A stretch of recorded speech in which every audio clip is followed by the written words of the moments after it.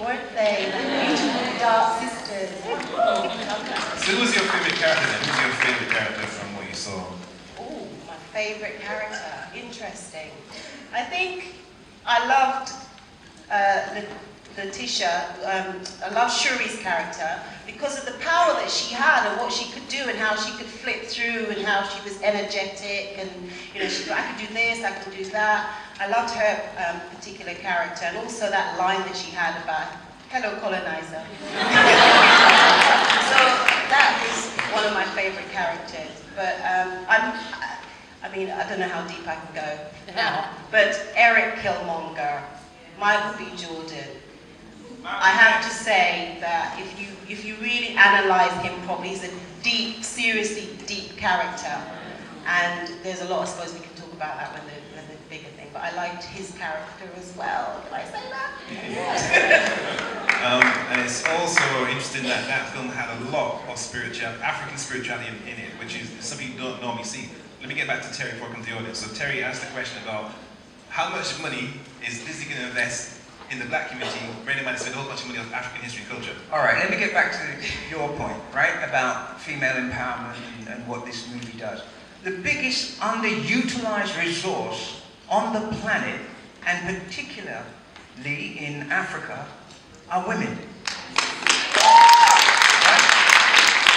And women are the backbone, and most of you in the audience will know what I'm talking about, to our families, our children, and, you know, our economic prosperity. Okay, so when you watch Black Panther, remember, it's just a metaphor for how you conduct yourselves in your lives. It's not just a movie. The reason, somebody asked me, an audience researcher who's in somewhere out here, you know, that they don't understand how this movie is so powerful. Why are so many black people turning out to see this movie? And I said, well, why wouldn't you know that? The truth is very simple, is that it raises aspirations, it shows a vision of the future, and what we've always known we were capable of. Right? So, it should not be a surprise, but most of all, it should not be a surprise to us. We need to embrace the whole philosophy and cultural aspects and economic aspects. Because if I go back to the economics, and the question you asked me is, Black Panther is a Disney movie. So the people who own it and own Marvel is Disney. So when you ask about the economics, well, that's where the money goes. Okay? So it's very simple. You put the money in, you get the money out. Right? And equally, like those of you who bought a raffle ticket, Tony, I'm sort of saying, I've got to do that because at some point, but you give me the cue, is I did it to kind of teach you economically, and why I do it with a book as well as a merchandise and all of that. Because a book is the most powerful tool you can give a child. And there are people out there selling books. So if you want, look, the reality is, I am who I am because of a bookshop called New Beacon Books that gave me my early cultural politicization, and the comic books of Marvel and DC that stretch the powers of my imagination. It's a combination of those things. It's never any one thing. Okay? And your children can be whatever they want to be. You can be whatever you want to be. But you can't be what you can't see. Yes. So that is why it's not just about the culture, it's the economics, because we can't pay for these things if we don't have the economics to support. And on that point, Mr. Jervis, have you not created your own African superhero that's going to be released shortly this year?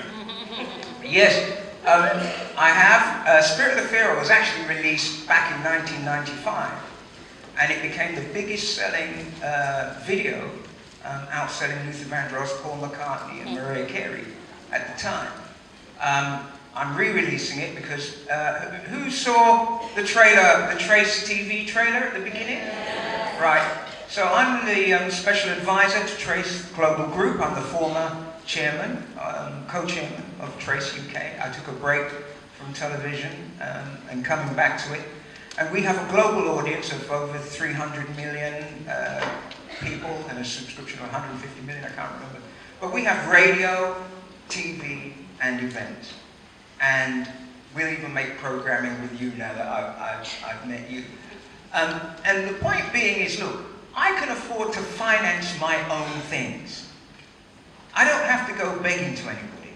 That's the power of comic books, right? And extending into film and TV. And some of you will know my TV shows like The Real McCoy, you know, or Top Gear, you know, or Michael Jackson shows. But I've done a lot more.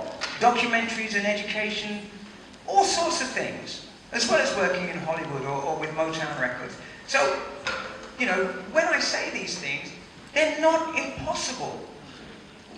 You know, I don't wake up each day thinking these things are going to be impossible, like making a movie like this. It's all possible because of you.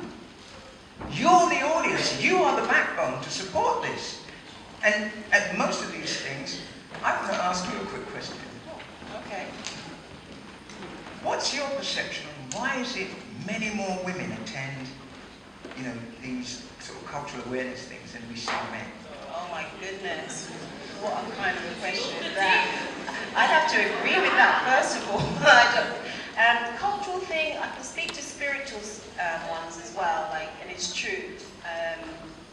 But I don't know whether it's to do with, I was listening to this terrible thing, I can't even believe I'm going to try and reference it, about the different ways that we receive information, the different sides of our brain and certain things. I mean, they've gone into science to kind of argue why women receive things more differently than men, particularly things that are emotional and all of this kind of stuff. But for us, I don't know, you'd have to go back to what you said earlier on about the fact that women are ultimately, at the end of the day, raising communities, raising families, raising children, raising sons, raising their daughters. So they want them to embrace as much as they can, and through themselves, they obviously will enable to relive that. So I don't know that I can, because I've not really thought about it, only on a spiritual level, which I observe, that if it's like, say like a dancing, a ritual, women are likely to go into trance more so than men. So there's a lot more women in the first place. And it's certainly into churches, we can say there are a lot more women attending churches and so forth. But it might be to do with something, a deeper search for... I'd like to cut you there, because we've got to take some questions from the audience before I